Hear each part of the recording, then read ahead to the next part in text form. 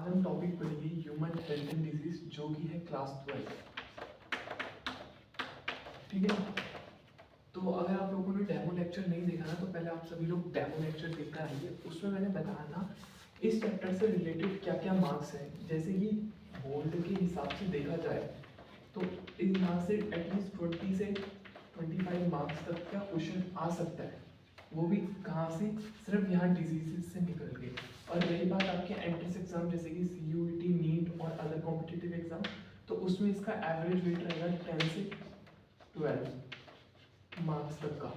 ठीक है, तो आज हम सबसे पहले बात करते हैं ह्यूमन हेल्थ एंड डिजीज के अंदर जो टॉपिक आज हम कवर करेंगे वो टॉपिक है बैक्टीरियल डिजीज।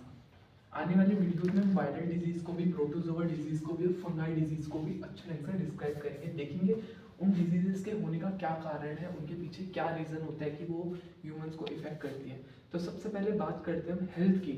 आखिर हेल्थ का मतलब क्या है? ये जो डेफिनेशन मैंने यहाँ पे लिखी है, वीडियो पॉज करके आप सभी लिख सकते हो डेफिनेशन। ये definition given by WHO।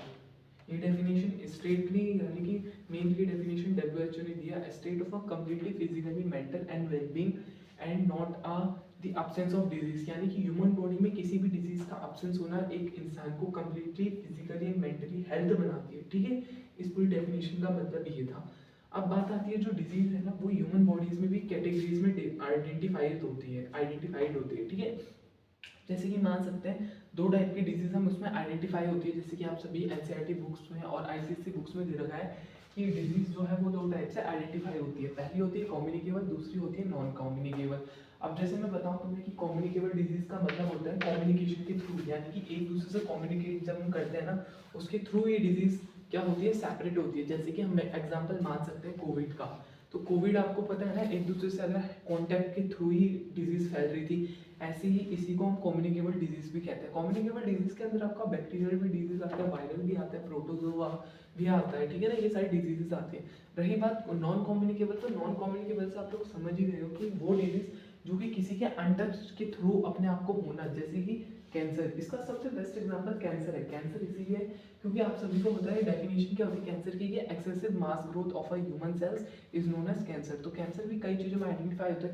Cancer होता है। दूसरा कैंसर को हम ट्यूमर्स भी, मतलब ट्यूमर के स्टेज में भी आइडेंटिफाइड होते हैं। ठीक है ना, तो सबसे पहले बात आते हैं बैक्टीरियल डिजीज। तो NCERT और ICSE के हिसाब से दो डिजीज दी गई है। ICSE में तो दो डिजीज दी गई है जिनका नाम है टाइफाइड और न्यूमोनिया, जिसको अभी मैंने यहाँ पे डिफाइन करा है टाइफाइड को। ठीक है, तो सबसे पहले देखो बैक्टीरियल डिजीज यानी कि मतलब क्या है बैक्टीरिया का।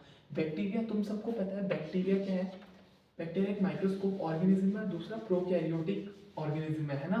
और they causes a number of disease in human being. खासली देखा गया है कई टाइम से तो बैक्टीरिया ही एक ऐसा माइक्रो ऑर्गेनिज्म है जो कि ह्यूमन बॉडीज में ना नंबर ऑफ डिजीज कॉज करता है। ठीक है ना, ह्यूमन बीइंग्स के अंदर।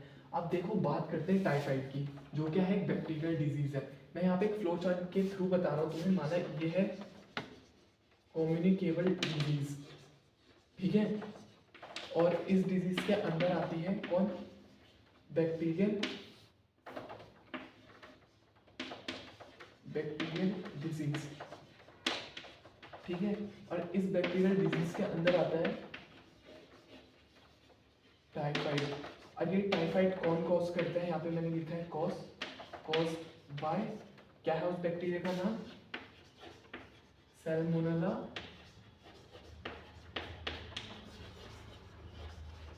टाइफाइड। ठीक है,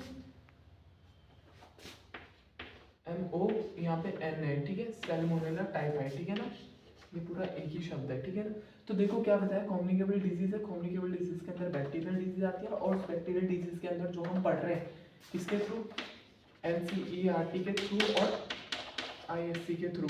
तो उसमें सबसे पहली डिजीज है तुम्हारी टाइफाइड, और वो कॉज कौन करता है, सैल्मोनेला टाइफाइड। ठीक है, तो अब देखो क्या है, typhoid is a highly infection cause by a bacterium जिसका नाम है सैल्मोनेला टाइफाइड। ठीक है ना, दूसरा ये है कि typhoid bacteria mainly effect intestine of the human beings. अगर जो टाइफाइड जल्दी यानी कि जल्द बोला जाए तो मतलब अगर उसके सिम्टम्स पता लगने के बावजूद भी इंसान को लगे नॉर्मल सिम्टम है तो वो तुम्हारी इंटेस्टाइन को इफेक्ट कर सकता है। और एक बार अगर इंटेस्टाइन इफेक्ट हो गई तो ह्यूमंस की कई केसेस में डेथ भी हो जाती है। ठीक है ना, कई केसेस में डेथ भी हो जाती है, ठीक है। तो ये बात याद रखना है कि मेनली कहाँ इफेक्ट करती है टाइफाइड, सबसे ज़्यादा इंटेस्टाइन में। और फैलता कैसे है टाइफाइड? कंटामिनेशन फूड्स या वाटर के थ्रू, कंटामिनेटेड फूड हो गया, वाटर हो गया, है ना, उसके थ्रू फैल सकता है। और लास्ट टाइम की टाइफाइड टेस्ट को कैसे कंफर्म करा जाता है, अब जैसे तुम केमिस्ट्री में पढ़ते हो किसी भी चीज़ का एनालाइजिंग टेस्ट होता है ना, ऐसी कि मेनली देखा जाए किसी भी चीज़ का अगर एनालाइजिंग टेस्ट है, ऐसी टाइफाइड का भी एनालाइजिंग टेस्ट है जिसका नाम है वाइडल टेस्ट, ठीक है, WIDEL वाइडल टेस्ट, उसी के थ्रू में उसे कंफर्म करते हैं, ठीक है ना। अब उसके बाद आती है हर डिजीज़ के, तो हमने बारे में बता दिया कि डिजीज़ का कंफर्मेटरी टेस्ट है, उसका बैक्टीरिया क्या है जिसके थ्रू वो होती है, उस डिजीज़ का मेनली इफेक्ट कहाँ पड़ता है। अब आते हैं उनके सिम्टम्स, ठीक है ना। अब सिम्टम्स बोले तो लक्षण, हिंदी भाषा में बोले तो लक्षण, तो क्या क्या लक्षण है, जैसे कि सर दर्द होना, हेडेक होना, पेट में दर्द होना, लॉस ऑफ एपिटाइटिस और वीकनेस और वॉमिटिंग भी इसमें मेनली कम रीजन में इसमें क्या होता है, वॉमिटिंग भी मेजर होती है।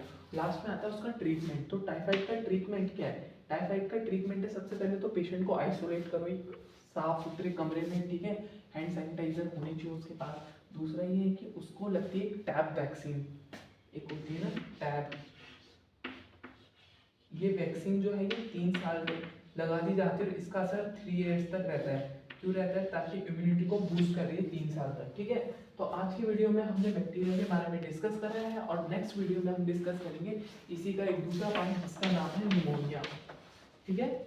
निमोनिया डिजीज को हम डिस्कस करेंगे नेक्स्ट पार्ट में। अभी के लिए बाय बाय, टाटा।